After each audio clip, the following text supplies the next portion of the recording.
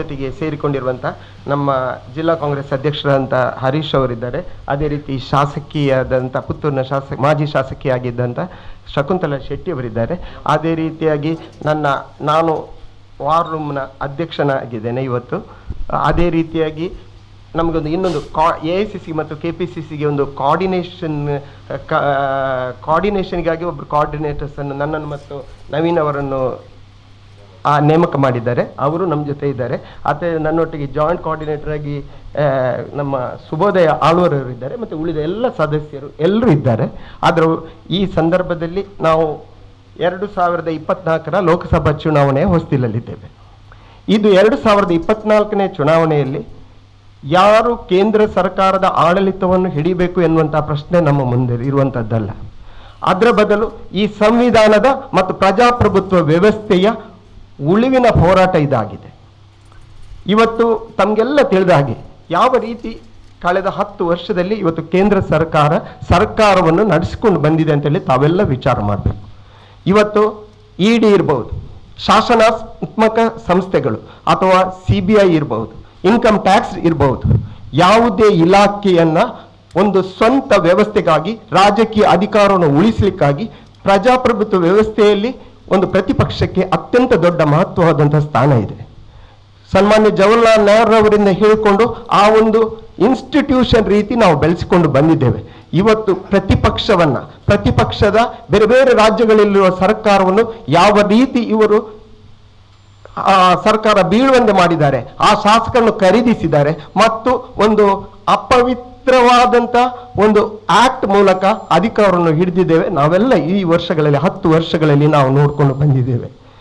ಇವತ್ತು ಯಾವುದೇ ಎರಡು ಮುಖ್ಯಮಂತ್ರಿ ಚುನಾವಣೆಯ ಸಂದರ್ಭದಲ್ಲಿ ಇವತ್ತು ಕೇಜ್ರಿವಾಲ್ ರವರ ಮೇಲೆ ಆರೋಪ ಅಂತ ಹೇಳಿದ್ರೆ, ಯಾರೊಬ್ಬ ಆರೋಪಿ ಇದ್ದಾನೆ ಅವರ ಹೆಸರನ್ನು ಹೇಳಿದ್ದಾನೆ ಅಂತ ಹೇಳಿಕೊಂಡು ಆತನನ್ನು ಅಪ್ರೂವರ್ ಆಗಿ ತಕೊಂಡು ಆತನಿಂದ ಚುನಾವಣಾ ಬಾಂಡ್ನ ಹಣವನ್ನು ಸಂಗ್ರಹಿಸಿ ಆ ಒಂದು ಹೇಳಿಕೆಯ ಮೇಲೆ ಯಾವುದೇ ರಿಕವರಿ ಇಲ್ಲದೆ ಒಂದು CM ಅನ್ನು ಜೈಲಲ್ಲಿ ಹಾಕಿದ್ದಾರೆ. ಅದೇ ರೀತಿ ಹೇಮಂತ್ ಸೊರೇನ್ ಇವತ್ತು ಬೇರೆ ಬೇರೆ ಪಕ್ಷದ ನಾಯಕರನ್ನ ಕಳೆದ ಈ 10 ವರ್ಷದ ಅವಧಿಯಲ್ಲಿ ಯಾವ ರೀತಿ ಒಂದು ವಿರೋಧ ಪಕ್ಷವನ್ನ ಒಂದು ಹೊಸಕೆ ಹಾಕುವಂತ ಕೆಲಸ ನಡೆದು ಬಂದಿದೆ ತಮಗೆಲ್ಲ ಗೊತ್ತು. ಬೇರೆ ಬೇರೆ ಸಂದರ್ಭದಲ್ಲಿ ಹೇಳ್ತಾ ಇದ್ರು, ನಾವು ಕಾಂಗ್ರೆಸ್ ಪಕ್ಷವನ್ನ ಇಲ್ಲದಂತೆ ಮಾಡ್ತೇವೆ, ಅದೇನೋ ರಾಜಕೀಯ ವಿಚಾರಕ್ಕಾಗಿ ಅವರು ಮಾತಾಡ್ತಾರೆ ಅಂತ ಹೇಳುವಂತ ಅಭಿಪ್ರಾಯ ಇತ್ತು. ಆದ್ರೆ ಇವತ್ತು ಅವರು ಹೋಗುವಂತಹ ರೀತಿ ನೋಡಿದ್ರೆ ಇವತ್ತು ಮುಂದಕ್ಕೆ ಚುನಾವಣೆ ಆಗದಿರುವಂತಹ ಸಾಧ್ಯತೆ ಇದೆ. ಇವತ್ತು ಒಂದೇ ಚುನಾವಣೆ ಅಂತ ಹೇಳುವ ಮೂಲಕ ಒಕ್ಕೂಟ ವ್ಯವಸ್ಥೆಗೆ ರಾಜ್ಯ ಮತ್ತು ಕೇಂದ್ರ ಎರಡು ಕೂಡ ಒಟ್ಟಾಗಿ ನಡೆಯುವ ನಮ್ಮ ಒಕ್ಕೂಟ ವ್ಯವಸ್ಥೆಯಲ್ಲಿದ್ದೇವೆ. ಆ ಒಕ್ಕೂಟ ವ್ಯವಸ್ಥೆಯನ್ನು ಹಾಳುಗೆಡುವಂತ ಆ ಮೂಲಕ ಪ್ರಜಾಪ್ರಭುತ್ವ ವ್ಯವಸ್ಥೆಯನ್ನು ನಾಶ ಮಾಡುವಂತ ವಿಚಾರಗಳನ್ನು ಕೂಡ ನಾವು ನೋಡಿಕೊಂಡಿದ್ದೇವೆ. ಇವತ್ತು ತಮಗೆಲ್ಲ ತಿಳ್ಕೊಳ್ಳಿರ್ಬೇಕು, ಯಾವುದೇ ಇಷ್ಟು ಸರ್ಕಾರ ಬೀಳ್ಬೇಕಾದ್ರೆ ಈ ರೀತಿ ಬೇರೆ ಬೇರೆ ವ್ಯಕ್ತಿಗಳ ಮೇಲೆ ಕೇಸ್ ಬೀಳ್ತದೆ, ಆನಂತರ ಅವರು ಅದೇ ಪಕ್ಷಕ್ಕೆ ಸೇರ್ತಾರೆ, ಮತ್ತೆ ಆ ಕೇಸಿನ ಗತಿ ಏನಂತ ಹೇಳಿ ಯಾರಿಗೂ ಗೊತ್ತಿಲ್ಲ.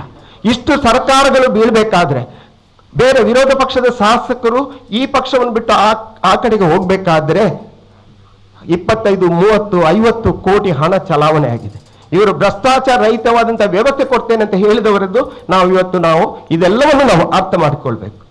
ಇನ್ನು ಮುಂದಕ್ಕೆ ಬರುವಂತಹ ವಿಚಾರ ಇಲೆಕ್ಷನ್ ಬಾಂಡ್, ಒಂದು ಶಾಸನಾತ್ಮಕವಾಗಿ ಒಂದು ಭ್ರಷ್ಟಾಚಾರವನ್ನು ಲೀಗಲೈಸ್ ಮಾಡಿದ್ದನ್ನು ನಾವು ಕಂಡಂತ ಒಂದು ನಿದರ್ಶನ ಅಂತ ಹೇಳಿಕೆ ಇಷ್ಟಪಡ್ತೇನೆ.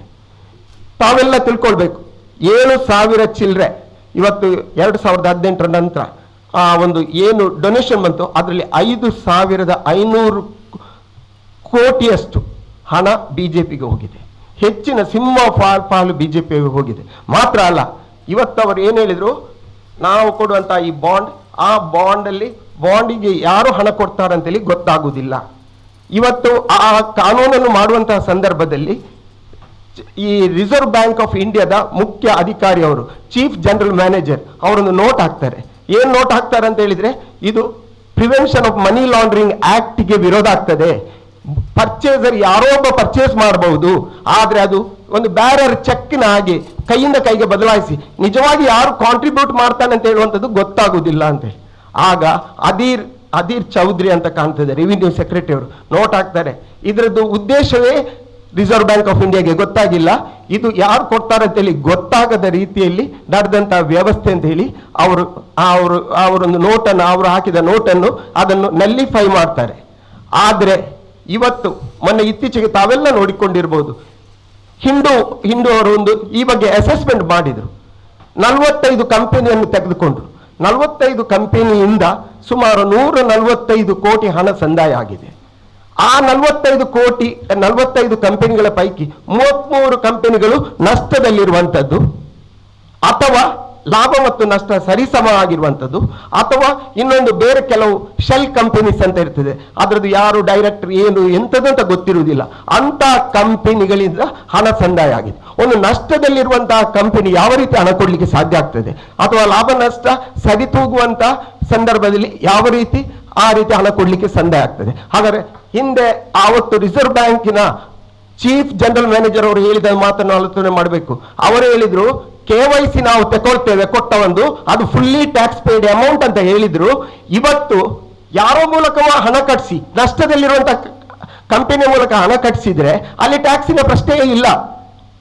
ಹಾಗಾದ್ರೆ ಅವರು ಎಲ್ಲಿಂದ ಹಣ ಕೊಟ್ಟರು? ಇದೆಲ್ಲವನ್ನು ನಾವು ಅತ್ಯಂತ ಒಂದು ಭ್ರಷ್ಟ ವ್ಯವಸ್ಥೆಯನ್ನು ಹುಟ್ಟು ಹಾಕಿದ್ದಾರೆ.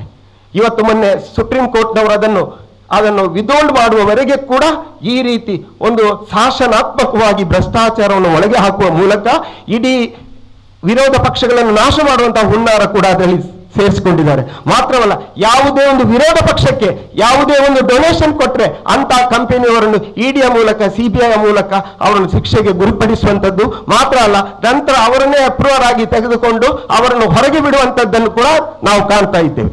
ಬೇರೆ ಬೇರೆ ಕೇಸಲ್ಲಿ ಯಾವುದ್ರಲ್ಲಿ ED CBI ಅಲ್ಲಿ ಅವರ ಮೇಲೆ ಕೇಸ್ ಆಯಿತು, ನಂತರ ಅವರಿಂದಲೇ ಪಾರ್ಟಿಗೆ ಹಣ ಹೋಗ್ತದೆ, ನಂತರ ಕೇಸ್ ಮುಂದೆ ಏನಾಯ್ತು ಅಂತ ಹೇಳುವಂಥದ್ದು ಯಾರಿಗೂ ಗೊತ್ತಿಲ್ಲ. ಇನ್ನು ನಾನು ಯಾವ ವಿಚಾರವನ್ನು ಪ್ರಸ್ತಾಪಿಸ್ತೇನೆ ಅಂತ ಹೇಳಿದ್ರೆ, ಇವತ್ತು ಟ್ರಿಲಿಯನ್ ಈ ಇಕಾನಮಿಯ ಬಗ್ಗೆ ಮಾತಾಡುವಾಗ 5 ಟ್ರಿಲಿಯನ್ ಇಕಾನಮಿ ಅಂತ ಹೇಳ್ತಾರೆ. ಸರಿ, ಮಾತ್ರ ಅಲ್ಲ, ನಾವು 10ನೇ ಸ್ಥಾನದಲ್ಲಿ ಇದ್ದೆವು. ಎಕಾನಮಿ, ಇಂಡಿಯಾದ ಎಕಾನಮಿ ಅಧಿಕಾರ ಇರುವಂತಹ ಸಂದರ್ಭದಲ್ಲಿ 10ನೇ ಸ್ಥಾನದಲ್ಲಿದ್ದೆವು. ಇವತ್ತು 5ನೇ ಸ್ಥಾನಕ್ಕೆ ನಾವು ಮುಟ್ಟಿಸಿದ್ದೇವೆ ಅಂತ ಹೇಳ್ತಾರೆ. ಸತ್ಯ, ನಿಜ, ಅದು ನಾನು ಒಪ್ಕೊಳ್ತೇನೆ. ಆದರೆ ತಾವು ಇದರ ಬ್ಯಾಕ್ಗ್ರೌಂಡ್ ನಾವು ನೋಡಬೇಕಾಗ್ತದೆ. ಯಾವ ಬ್ಯಾಕ್ಗ್ರೌಂಡ್ ಅಂತ ಹೇಳಿದ್ರೆ, ಇವತ್ತು UPA ಅವರು ಅಧಿಕಾರಕ್ಕೆ ಬರುವಂತಹ ಸಂದರ್ಭದಲ್ಲಿ ನಮ್ಮ ಎಕಾನಮಿಯ ಗಾತ್ರ $721 ಬಿಲಿಯನ್ ಆಗಿತ್ತು. 721 ಅಂತ ಹೇಳಿದ್ರೆ 1 ಟ್ರಿಲಿಯನ್ಗಿಂತಲೂ ಕಡಿಮೆ, 0.72 ಇದು ಬಿಲಿಯನ್ ಆಗಿತ್ತು. ಇವತ್ತು ನಾವು ಬಿಟ್ಟು ಹೋಗುವಾಗ 2014ರಲ್ಲಿ ನಾವು ಅದನ್ನು 2.03 ಟ್ರಿಲಿಯನ್ಗೆ ನಾವು ಏರಿಸಿದ್ದೇವೆ ಅಂತ ಹೇಳಿದ್ರೆ, ನಾವು ಗ್ರೋತ್ 282% ಆಯಿತು. ನೀವು 0.72 ಇಂದ 2.03 ಅಂತ ಹೇಳಿದ್ರೆ 282% ನಾವು ಏರಿಸಿದ್ದೆವು. ಈಗ ಪ್ರೆಸೆಂಟ್ಲಿ ಇವತ್ತು 3.6 ಟ್ರಿಲಿಯನ್ ಇದೆ. ಇವತ್ತು 10 ವರ್ಷದ ನಂತರ ಇವತ್ತಿನ ಆರ್ಥಿಕತೆ 3.6 ಟ್ರಿಲಿಯನ್. ತಾವೆಲ್ಲ ಅರ್ಥ ಮಾಡ್ಕೊಳ್ಬೇಕು, ಅವರು ಬರೀ ಒಂದು 60% ಏರಿಸಿದ್ರು. ನಾವು ಸುಮಾರು 282%ಗೆ ನಾವು ಮುಗಿಸಿಕೊಂಡಿದ್ರೆ ಯಾರು ಇವತ್ತು UPA ಸಾಧನೆಯನ್ನು ತಾವು ತಿಳ್ಕೊಳ್ಬೇಕು. ಇವತ್ತು ತಾವೆಲ್ಲ ತಿಳ್ಕೊಳ್ಳಿ, UPA ಪೀರಿಯಡ್ ಅಲ್ಲಿ goods and service exports, goods ಮತ್ತು ಸರ್ವಿಸ್ ಇದರ ಎಕ್ಸ್ಪೋರ್ಟ್ ನಾವು ಅದರಲ್ಲಿ 528% ಒಂದು ಬಾರಿ ಸ್ಟೀಪ್ ಮೇಲೆ ಹೋಗಿದ್ದೇವೆ. ಆದರೆ ಇವತ್ತು 2014ರಿಂದ 24ರ ಅವಧಿಯಲ್ಲಿ 164% ಮಾತ್ರ ಹೋಗಿದ್ದೇವೆ. 100ರಿಂದ 164ಕ್ಕೆ ಮುಟ್ಟಿದ್ದೇವೆ. ನಮ್ಮಲ್ಲಿ 520% ಮುಟ್ಟಿದ್ದೇವೆ ಅಂತ ಹೇಳಿದ್ರೆ CAGR ಅಂತ ಹೇಳಿದ್ರೆ ಕಂಪೌಂಡೆಡ್ ಆನ್ಯುವಲ್ ಎವರೇಜ್ ಅಂತ ಹೇಳುವಂಥದ್ದು. ಆ ಎವರೇಜ್ ಅನ್ನು ಕಂಪೌಂಡೆಡ್ ವರ್ಷಕ್ಕೆ ಆನ್ಯುವಲ್ ಎವರೇಜ್ ಎಷ್ಟು ಅಂತ ಹೇಳಿದ್ರೆ, ನಾವು ಗೂಡ್ಸ್ ಎಕ್ಸ್ಪೋರ್ಟ್ಸ್ ಅಲ್ಲಿ, ಗೂಡ್ಸ್ ಅಂಡ್ ಸರ್ವಿಸ್ ಎಕ್ಸ್ಪೋರ್ಟ್ಸ್ ಅಲ್ಲಿ 17.9% ಗ್ರೋತ್ ಅನ್ನು ಕಂಪೌಂಡಿಂಗ್ ಆಗಿ ಗ್ರೋತ್ ಅನ್ನು ಮಾಡಿದ್ದೇವೆ. ವ್ಯಾರಸ್ ಇದೇ NDA ಆಳ್ವಿಕೆಯಲ್ಲಿ 5.6% ಮಾತ್ರ ಹೆಚ್ಚು ಮಾಡಿದ್ದು. ತಾವೆಲ್ಲ ತಿಳ್ಕೊಳ್ಬೇಕು ಯಾವ ರೀತಿ ಕತೆ ಕಟ್ತಾರೆ. ಇವತ್ತು ಈಗ ನಾವು ಕೇಳಬೇಕು, ತಾವೆಲ್ಲ ತಿಳ್ಕೊಳ್ಬೇಕು. ಇವತ್ತು ಒಂದು ಹೇಳ್ತಾರೆ, ನಾವು ಇಷ್ಟು ಟ್ರಿಲಿಯನ್ಗೆ ಮುಟ್ಟಿಸಿದ್ದೇವೆ ಅಂತೇಳಿ. ಇವರೇ 10 ವರ್ಷದಿಂದ ಹೇಳಿಲ್ವಾ, ನಾವು 5 ವರ್ಷದಲ್ಲಿ ಈ ದೇಶದ ಎಕಾನಮಿಯನ್ನು 5 ಟ್ರಿಲಿಯನ್ಗೆ ಮುಟ್ಟಿಸ್ತೇವೆ ಅಂತ ಹೇಳಿದ್ದು ಸುಳ್ಳ? ತಮ್ಗೆಲ್ಲರ ಗಮನಕ್ಕೆ ಇದೆ ಇದು. ಈ ವಿಚಾರ ತಾವೆಲ್ಲ ತಿಳ್ಕೊಳ್ಳಿ, ತಮ್ಗೆಲ್ಲ ಗೊತ್ತಿದೆ ಇದು 5 ಟ್ರಿಲಿಯನ್ಗೆ ಮುಟ್ಟಿದ್ದೇವೆ ಅಂತ ಹೇಳುವಂಥದ್ದು. ಈಗ ನಾವು 10ರಿಂದ 5ಕ್ಕೆ ಹೇಗೆ ಬಂದೆವು ತಾವೆಲ್ಲ ತಿಳ್ಕೊಳ್ಬೇಕು. ಈಗ ನಾವು ಯಾವುದನ್ನು ಸರ್ಪಾಸ್ ಮಾಡಿದ್ದೇವೆ ಅಂತ ಹೇಳಿದ್ರೆ ಫ್ರಾನ್ಸ್, ಇಟಲಿ, ಬೆಲ್ಜಿಯಂ, ಬ್ರೆಜಿಲ್ ಮತ್ತು UK. France, Italy, Brazil and UK ಅದೆಲ್ಲವೂ ಕೂಡ ನಮ್ಮ ಆರ್ಥಿಕತೆಗಿಂತ ಸಣ್ಣ ಪರ್ಸೆಂಟೇಜ್ ವ್ಯತ್ಯಾಸ ಇದ್ದದ್ದು. ಆದರೆ ನಮಗೂ ಅವರಿಗೆ ಇರುವಂತಹ ಅಡ್ವಾಂಟೇಜ್, ಭಾರತ ಅತ್ಯಂತ ಯುವ ದೇಶ, ಅತ್ಯಂತ ದುಡಿಯುವ ಕೈಗಳಿರುವಂತಹ ದೇಶ. ಈ ಅತ್ಯಂತ ದುಡಿಗಳು ಕೈವಂತ ಅಂತ ಹೇಳಿದ್ರೆ ಈ ಅಡ್ವಾಂಟೇಜ್ ನಮಗೆ 2090ರವರೆಗೆ ಇರ್ತದೆ. ಆದರೆ 2060-70 ನಂತರ ದಿಂದುಲಾಗ್ತಾ ಹೋಗ್ತದೆ. ಇವತ್ತು ಈ ಎಲ್ಲ ದೇಶಗಳು ಅತ್ಯಂತ ಹಿರಿಯರಿರುವಂತಹ ಸದಸ್ಯ, ದುಡಿಯುವ ಕೈಗಳು ಕಡಿಮೆ ಇರುವಂತಹ ಒಂದು ರಾಷ್ಟ್ರ. ಅಂತಹ ರಾಷ್ಟ್ರ ಇರುವಾಗ ನಾವು ಮಾಡಿದಂತಹ ಸಾಧನೆ ಇವರು 10 ವರ್ಷದಲ್ಲಿ ಸಣ್ಣ ವ್ಯತ್ಯಾಸ ಎಷ್ಟು 60% ಗ್ರೋತ್. ಇದು ನಮಗಿರುವಂತಹ ಅವಕಾಶವನ್ನು ನಾವು ಕಳ್ಕೊಂಡಿದ್ದೇವೆ. ಇವತ್ತು ನಾವು ಏನಾದರೂ ಸಾಧನೆ ಮಾಡಬೇಕಾದ್ರೆ ನಾವು ವಿಶ್ವಗುರು, 1ನೇ ಸ್ಥಾನ, ಇದೆಲ್ಲವನ್ನು ನಾವು ಮಾತಾಡ್ತೇವೆ. ಆ ಮಟ್ಟಕ್ಕೆ ನಾವು ಮುಟ್ಬೇಕಾದ್ರೆ ನಾವು ಇವತ್ತು ಈ ಚಾನ್ಸ್ ಅನ್ನು ಬಿಡಬಾರ್ದು. ಇವತ್ತು ಕಾಂಗ್ರೆಸ್ನ UPA ಸರ್ಕಾರ ಇರುವಾಗ ಯಾವ ಸಾಧನೆಯನ್ನು ಮಾಡಿದೆ ಅದು ಸಹ 2008ರಿಂದ ಅಲ್ಲೊಂದು ಆರ್ಥಿಕವಾಗಿ ಹಿನ್ನಡೆ ಕುಸಿತ ಆಯಿತು. ಎಲ್ಲ ರಾಷ್ಟ್ರಗಳು ಮೈನಸ್ ಯಾವುದು, ಇನ್ಕ್ಲೂಡಿಂಗ್ US, ಚೈನಾ ಎಲ್ಲವೂ ಕೂಡ ಮೈನಸ್ಗೆ ಹೋದಾಗ ಆ ಸಂದರ್ಭದಲ್ಲಿ ಕೂಡ ನಾವು 7% ಗ್ರೋತ್ ಅನ್ನು ನಾವು ಮೇಂಟೈನ್ ಮಾಡಿದ್ದೇವೆ. ಇದೆಲ್ಲ ತಮ್ಮ ತಿಳುವಳಿಕೆಗಿದೆ. ನಾನೇನು ಎಕ್ಸಾಕ್ಟ್ ವಿತ್ ಫಿಗರ್ಸ್ ನಾನು ಹೇಳ್ತಾ ಇದ್ದೇನೆ. ಈ ರೀತಿಯ ವ್ಯತ್ಯಾಸವನ್ನು ನಾವು ಗಮನಿಸಬೇಕು. ಈ ಅವಕಾಶವನ್ನು ಸರಿಯಾಗಿ ಉಪಯೋಗಿಸದೆ ನಾವು ನಮ್ಮ ಗ್ರೋತ್ ಅನ್ನು 3.6ಕ್ಕೆ ಮಾತ್ರ ರಿಸ್ಟ್ರಿಕ್ಟ್ ಮಾಡಿದ್ದೇವೆ.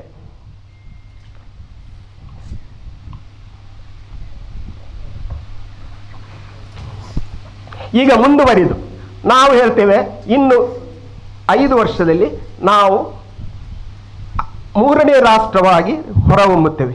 ಸರಿ, US ಇದೆ, ನಾವು ಯಾರನ್ನು ಮುಂದೆ ಹಾಕ್ಬೇಕು? US, ಚೈನಾ, ಜಪಾನ್ ಮತ್ತು ಜರ್ಮನಿ ನಮ್ಮಿಂದ ಮುಂದೆ ಇದೆ. ಆದರೆ ಖಂಡಿತ US ಅಲ್ಲೂ ಗ್ರೋತ್ ಇಲ್ಲ. ಹಿಂದೆ UPA ಇರುವಾಗಲೂ 27, 28, 29 ಟ್ರಿಲಿಯನ್ ಅಲ್ಲಿ ಇದ್ರು, ಈಗಲೂ ಅಷ್ಟೇ ಇದ್ದಾರೆ. ಅದೇ ರೀತಿ ಚೈನಾ 19.3 ಟ್ರಿಲಿಯನ್ ಇದ್ದಾರೆ, ಈಗಲೂ ಕೂಡ ಅವರಿಂದ ಸ್ವಲ್ಪ 1.3% ಮಾತ್ರ ಗ್ರೋತ್ ಕಾಣ್ತಾ ಉಂಟು. ಆದರೆ ನಮಗೀಗ 2 ಹಿಂದೆ ಹಾಕಬೇಕಾದಂತಹ ರಾಷ್ಟ್ರಗಳಂತ ಹೇಳಿದ್ರೆ ಜಪಾನ್ ಮತ್ತು ಜರ್ಮನಿ. ಅವರದ್ದು ಗ್ರೋತ್ ರೇಟ್ ಎಷ್ಟು? ಅವರದ್ದು ಈಗ ಅವರ ಇಕಾನಮಿ 4.4 ಟ್ರಿಲಿಯನ್ ಮತ್ತು ಜರ್ಮನಿದು 4.9 ಟ್ರಿಲಿಯನ್. ಆದರೆ ನೀವೆಲ್ಲ ತಿಳ್ಕೊಳ್ಬೇಕು, ಅವರ ಗ್ರೋತ್ ರೇಟ್ ಜಪಾನ್ 0.3% ಮಾತ್ರ ಗ್ರೋತ್ ರೇಟ್ ಉಂಟು. ಎಷ್ಟೋ ವರ್ಷದಲ್ಲಿ ಮೈನಸ್ ಆಗಿದೆ. ಹಿಂದೆ UPA ಇರುವಾಗ ಯಾವ ರೀತಿ ಇತ್ತು ಗ್ರೋತ್, ಅದಕ್ಕಿಂತಲೂ ಈಗ ಕಡಿಮೆ ಬಂದಿದೆ. ಇಂಥ ಪರಿಸ್ಥಿತಿಯಲ್ಲಿ ನಾವು 3ನೇ ಸ್ಥಾನಕ್ಕೆ ಬರುತ್ತೇವೆ ಅಂತ ಹೇಳುವಂಥದ್ದು ನಿಜವಾಗಿದ್ದು ಪ್ರೊಜೆಕ್ಷನ್.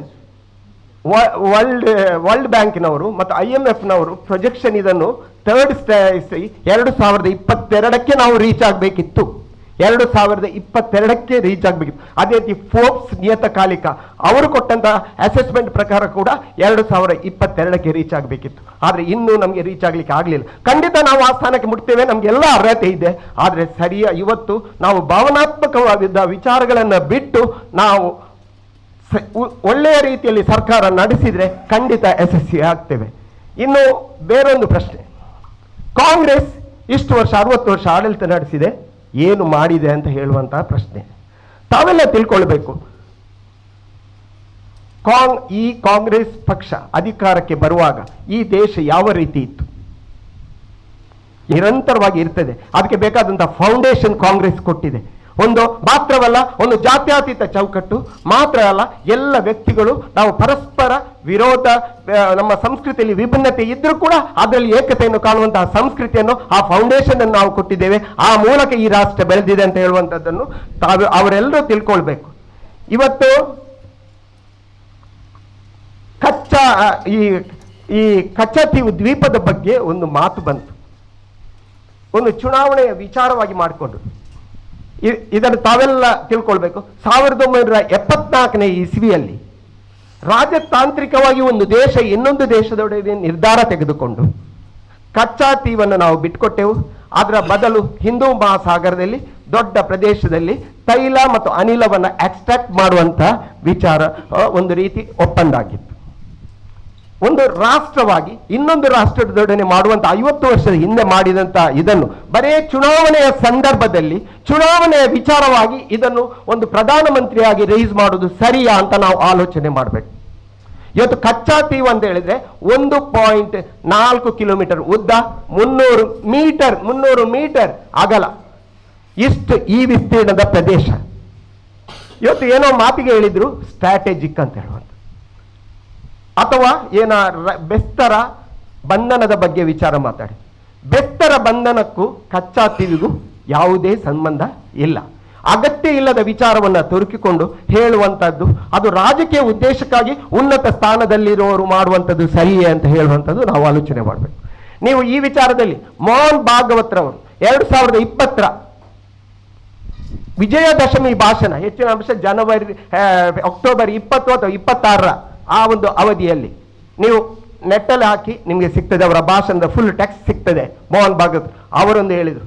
ಅದು ಯಾವ ಸಂದರ್ಭ ಅಂತ ಹೇಳಿದ್ರೆ, ನಮ್ಮ ಪೂರ್ವ ಲಡಾಖ್ನ ಗಾಲ್ವಾನ್ ಪ್ರದೇಶದಲ್ಲಿ ಸುಮಾರು 4,000 ಚದರ ಮೀಟರ್ನಷ್ಟು ನಮ್ಮ ಒಂದು ಪ್ರದೇಶವನ್ನ ಚೈನಾದವರು ಅತಿಕ್ರಮಿಸಿದ ಸಂದರ್ಭದಲ್ಲಿ ಚೈನೀಸ್ ಅಗ್ರೆಷನ್ ಇದೇ ವರ್ಡನ್ನು ಯೂಸ್ ಮಾಡಿದ್ದಾರೆ. ಈ ಸಂದರ್ಭದಲ್ಲಿ ನಮ್ಮ ನೆರೆಕರೆಯವರ ಜೊತೆಗೆ ರಿಲೇಷನ್ ಇಟ್ಕೊಳ್ಳುವಂಥದ್ದು ಅವಶ್ಯಕತೆ ಇದೆ. ಅದು ಬಾಂಗ್ಲಾ ಇರ್ಬೋದು, ವರ್ಡ್ ಹೇಳಿದ್ದಾರೆ. ಬಾಂಗ್ಲಾ, ಮಯನ್ಮಾರ್ ಅಂತ ಹೇಳಿದ್ರೆ ಹಿಂದಿನ ಬರ್ಮಾ ಅಥವಾ ನೇಪಾಳ, ಶ್ರೀಲಂಕಾ. ನಮ್ಮಲ್ಲಿ ಅವರಿಗೂ ನಮಗೂ ಸಾವಿರಾರು, ಬಾಂಗ್ಲಾವನ್ನು ಸಹ ಸೇರಿಸಿ ಹೇಳಿದ್ದಾರೆ, ಸಾವಿರಾರು ವರ್ಷದಿಂದ ಸಂಬಂಧ ಇದೆ. ನಾವು ನೇಬರ್ಸ್ ಆಗಿರುವಾಗ ನಮ್ಮಲ್ಲಿ ಬೌಂಡ್ರಿ ಡಿಸ್ಪ್ಯೂಟ್ ಬರುವಂಥದ್ದು ಸಹಜ. ಆದರೆ ಸ್ಟ್ರಾಟಜಿಕ್ ವಿಚಾರಕ್ಕಾಗಿ ನಾವು ಒಂದು ರೀತಿ ಸಂಬಂಧವನ್ನು ಬೆಳೆಸ್ಕೊಳ್ಬೇಕಾಗಿದೆ. ಯಾಕಂತ ಹೇಳಿದ್ರೆ ಇನ್ನೊಬ್ಬರಿಗೆ ಅವಕಾಶ ಮಾಡಿ ಕೊಡಬಾರ್ದು ಅಂತ ಹೇಳುವಂಥದ್ದು. 1971ನೇ ಯುದ್ಧದ ಸಂದರ್ಭದಲ್ಲಿ ಪಾಕಿಸ್ತಾನಕ್ಕೆ ಫ್ಯೂಯಲ್ ಫಿಲ್ಲಿಂಗ್ ಶ್ರೀಲಂಕಾದಲ್ಲಿ ಆಗ್ತಿತ್ತು. ಈ ಎಲ್ಲ ವಿಚಾರದಲ್ಲಿ ರಾಜಕೀಯವಾಗಿ ಒಂದು ತೆಗೆದುಕೊಂಡ ನಿರ್ಧಾರವನ್ನ ಇವತ್ತು ಪ್ರಶ್ನಿಸುವಂಥದ್ದು ಸರಿಯಾ? ನಾವು ಈ ಪ್ರಶ್ನೆಗಳನ್ನೆಲ್ಲ ನಾವು ಇವತ್ತು ಮಂಗಳೂರಿನ ಜನತೆ ಅತ್ಯಂತ ಬುದ್ಧಿವಂತ ಜನತೆ ಖಂಡಿತ ಇದನ್ನು ಆಲೋಚನೆ ಮಾಡ್ತಾರೆ ಅಂತ ಹೇಳಿ ನಾನು ಭಾವಿಸ್ತೇನೆ. ಇನ್ನು ಬರ,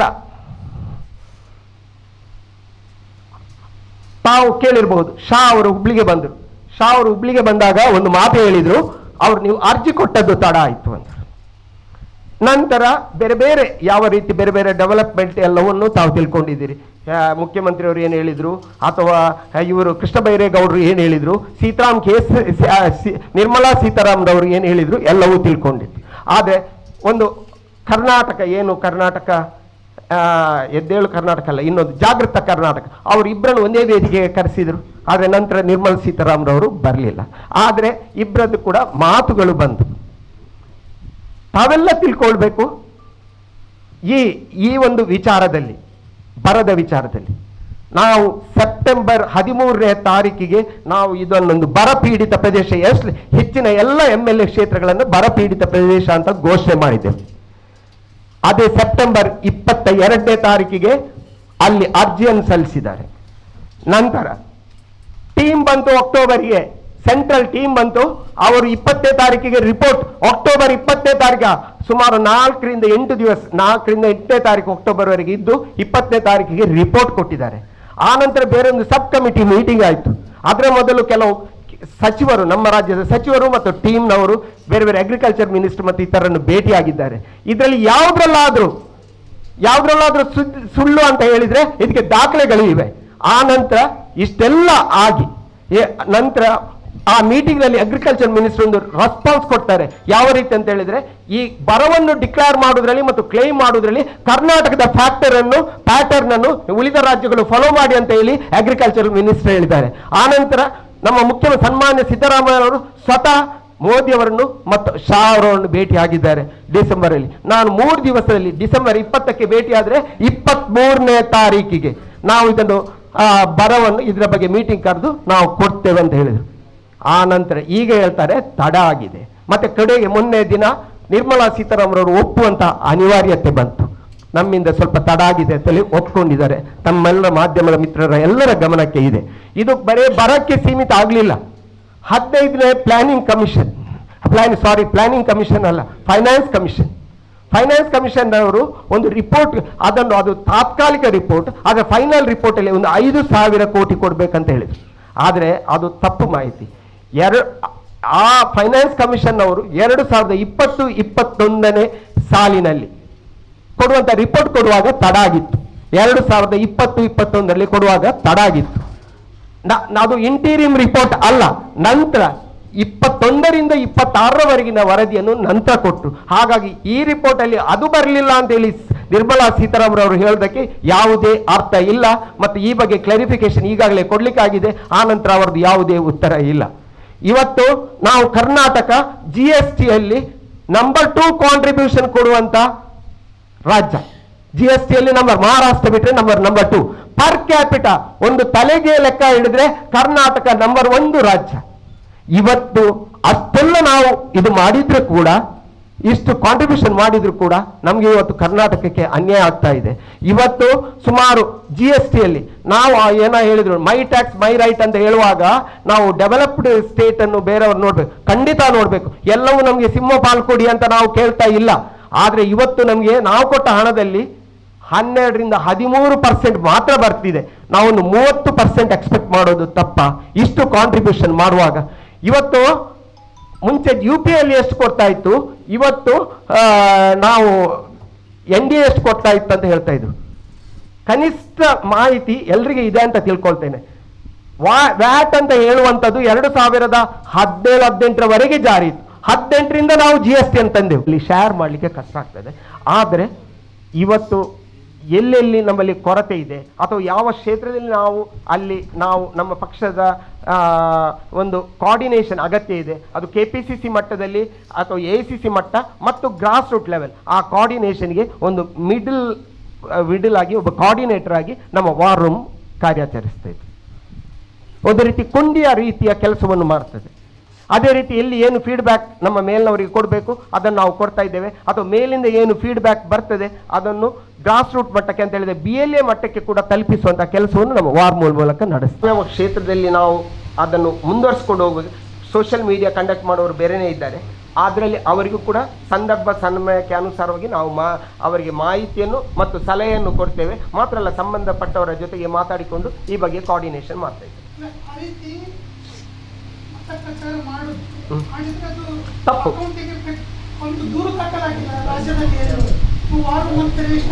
ಅದನ್ನು ಖಂಡಿತ ತಾವು ಕೊಟ್ಟಂತ ಸಲಹೆಯನ್ನು ಖಂಡಿತ ನಾವು ಸೀರಿಯಸ್ ಆಗಿ ಪರಿಗಣನೆ ಮಾಡ್ತೇವೆ ಮತ್ತು ಮುಂದೆ ಅದರ ಬಗ್ಗೆ ಅಲ್ಲಲ್ಲ ಸಲಹೆ ಅಂತ ಹೇಳಿ, ಸಾರಿ ತಪ್ಪಾಯಿತು, ಸಲಹೆ ಅಂತಲ್ಲ, ತಾವು ಆ ಒಂದು ಏನು ಸೂಚನೆ ಬಂತು ಅದನ್ನು ನಾವು ಸೀರಿಯಸ್ ಆಗಿ ಪರಿಗಣನೆ. ಒಂದು ಕಾನೂನಾಗಿ ಅದನ್ನು ಜಾರಿ ಮಾಡುವಾಗ ನಾವು ಆ ಕಾನೂನನ್ನು ನಾವು ಫಾಲೋ ಮಾಡಲೇಬೇಕಾ?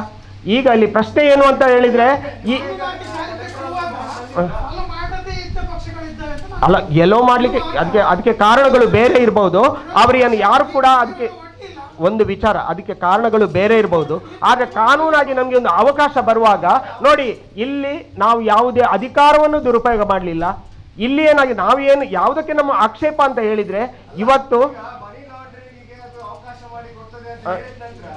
ಸರಿ ಖಂಡಿತ ನಾವು ಓಪನ್ ಆಗಿ ಟ್ರಾನ್ಸ್ಪರೆಂಟ್ ಆಗಿದ್ದೇವೆ. ಈಗ ಮನಿ ಲಾಂಡ್ರಿಂಗ್ ವ್ಯವಸ್ಥೆಯಲ್ಲಿ ಅವರು ಮಾಡಿದ್ದಾರೆ, ಸರ್ಕಾರದವರು ಮಾಡಿದ್ದಾರೆ ಅಂತ ನಾವು ಹೇಳುವಂಥದ್ದು. ಅದರಲ್ಲಿ ಕಾಂಗ್ರೆಸ್ ಭಾಗಿಯಾಗಿಲ್ಲ. ನಮ್ಗೆ ಮನಿ ಲಾಂಡ್ರಿಂಗ್ ಪ್ರಕಾರ ಬಂದಿಲ್ಲ. ಓಕೆ, ಹೌದು.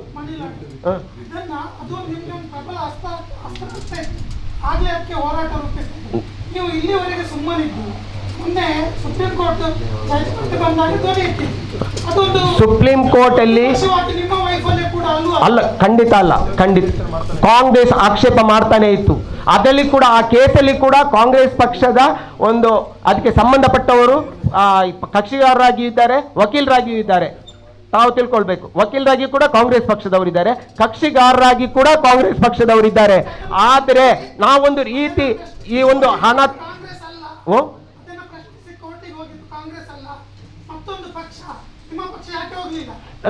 ನಮ್ಮ ಪಕ್ಷದವರು ಕೂಡ ಬೆಂಬಲಿಗರು ಅದರಲ್ಲಿ ಇದ್ದಾರೆ, ನಮ್ಮ ಪಕ್ಷದ ಬೆಂಬಲಿಗರು ಅದರಲ್ಲಿ ಇದ್ದಾರೆ. ಮಾತ್ರ ಅಲ್ಲ, ವಕೀಲರು ಕೂಡ ನಮ್ಮ ಪಕ್ಷದ ಬೆಂಬಲಿಗರು. ನೋಡಿ, ಮತ್ತೆ ನೀವೊಂದು ಮಾತು ಹೇಳಿದ್ರಿ, ಯಾಕೆ ಅಲ್ಲಿ ಮನಿ ಲಾಂಡ್ರಿಂಗ್ ಹೇಳಿದ್ದು. ಇದೆಲ್ಲವೂ ಇತ್ತೀಚೆಗೆ ನಮ್ಮ ಗಮನಕ್ಕೆ ಬಂತು. ಇತ್ತೀಚೆಗೆ ಮೊನ್ನೆ ಹಿಂಡು ಅವರು ಒಂದು ಅಸೆಸ್ಮೆಂಟ್ ಮಾಡಿದ ಮೇಲೆ ನಮ್ಮ ಗಮನಕ್ಕೆ ಬಂತು. ಇದೆಲ್ಲ ವಿಚಾರ ರೈಟ್ ಇನ್ಫಾರ್ಮೇಶನ್ ಹಾಕಿದ ಮೇಲೆ ಬಂತು. ಯಾವುದ್ರಲ್ಲಿ?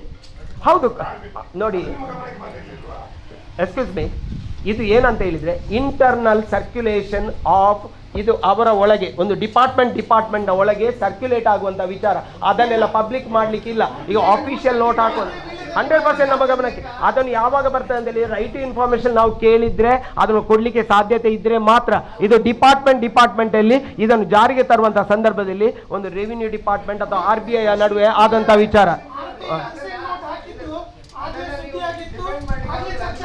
ಈಗ ಒಂದು ಹೇಳಿ, ಈ ಕಚೇರಿ ವಿಚಾರದಲ್ಲಿ ವಿಚಾರದಲ್ಲಿ ಹೇಳಿ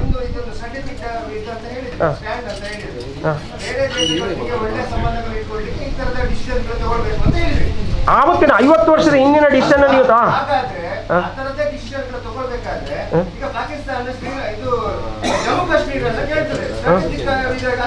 ಯಾಕೆ ಅಂತ ವಿಚಾರಗಳೇ ನಾನು ತಿಳ್ಕೊಳ್ಳಿ. ನಾವು ಅದು ಏನಾಗ್ತದೆ ಅಂತ ಹೇಳಿದ್ರೆ ನಾವು ಎಲ್ಲೋ ಹೋದಾಗ ಆಗ್ತದೆ ಅಂತ ಸಂದರ್ಭದಲ್ಲಿ ಅದಕ್ಕೆ ನಾನು ಸರಿಯಾದ ಎಕ್ಸಾಂಪಲ್ ಕೊಟ್ಟೆ, ಮೋಹನ್ ಭಾಗವತರ ಎಕ್ಸಾಂಪಲ್ ಕೊಟ್ಟೆ, ಯಾವ ರೀತಿ ಕೊಟ್ಟೆ. ಇಲ್ಲ 100% ನಮ್ಮ ಮಾರ್ಗದರ್ಶಕರ ಅಲ್ಲ, ತಿಳ್ಕೊಳ್ಬೇಕು. ಇದನ್ನು ನಾವು ಅಂತ ವಿಚಾರಗಳಲ್ಲಿ ಪಾಕಿಸ್ತಾನದೊಟ್ಟಿಗೆ ಹೋರಾಡಲಿಕ್ಕೆ ನಮಗೆ ಬರಬಹುದು, ಚೈನಾದೊಟ್ಟಿಗೆ ಹೋರಾಡಲಿಕ್ಕೆ ಬರಬಹುದು. ಅಂತ ಸಂದರ್ಭದಲ್ಲಿ ನಾವು ಇಂಥ ಒಂದು ಸುತ್ತಮುತ್ತಲಿರುವಂತಹ ದೇಶಗಳ ಜೊತೆಗೆ ಒಳ್ಳೆಯ ಸಂಬಂಧ ಹೊಂದುವುದರಲ್ಲಿ ಏನು ತಪ್ಪು? ಸ್ಟ್ರಾಟಜಿ ಮಾತ್ರ ಅಲ್ಲ, ಈ ಕಚ್ಚಾ ತೀವಿನ ಬಗ್ಗೆ ನಮ್ಮ ಮೆರಿಟೈಮ್ ಬೌಂಡ್ರಿಯ ಒಳಗೆ ಬರ್ತದೆ ಅಂತ ಹೇಳುವಂಥದ್ದು ಇಲ್ಲ.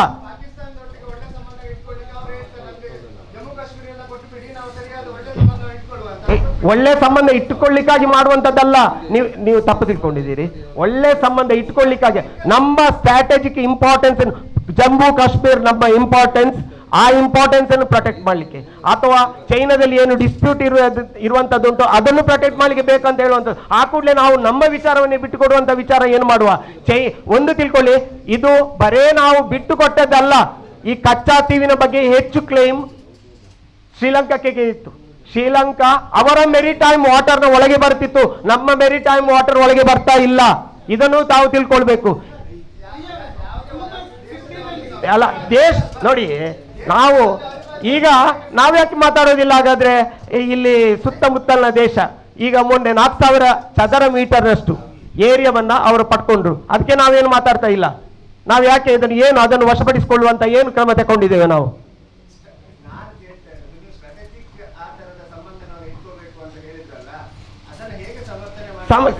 ಸಮರ್ಥನೆ ಅಂತ ಹೇಳಿದ್ರೆ ಬರೇ ನಾವು ಈಗ ಕಾಶ್ಮೀರ ನಮ್ಮ ಭಾಗ ನಾವು ಕೇಳ್ತಾ ಇದ್ದೇವೆ. ಅದರ ಅರ್ಥ ಕಚ್ಚಾ ತೀವಿಗೆ ನಮ್ಗೊಂದು ದೊಡ್ಡ ಕ್ಲೇಮ್ ಇರಲಿಲ್ಲ, ನಮ್ಗೆ ಕ್ಲೇಮ್ ಇರಲಿಲ್ಲ. ಅದನ್ನು ರಾಜತಾಂತ್ರಿಕವಾಗಿ ಚರ್ಚಿಸಿ ಆ ವಿಚಾರದಲ್ಲಿ ಒಂದು 50 ವರ್ಷದ ಬಂದ ವಿಚಾರವನ್ನ ಇವತ್ತು ರೈಸ್ ಮಾಡುದು ನಾವು ಸರಿಯಲ್ಲ ಅಂತ ಹೇಳುವಂತ. Okay okay